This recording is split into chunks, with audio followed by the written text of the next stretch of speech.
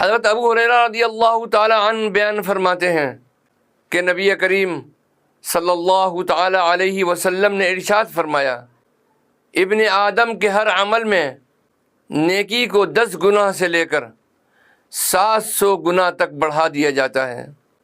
اللہ تعالیٰ فرماتا ہے، ابن آدم کا ہر عمل اس کے لیے ہے سوائے روزے کے، کہ یہ بالخصوص میرے لیے ہیں اور میں ہی اس کی جزا دوں گا۔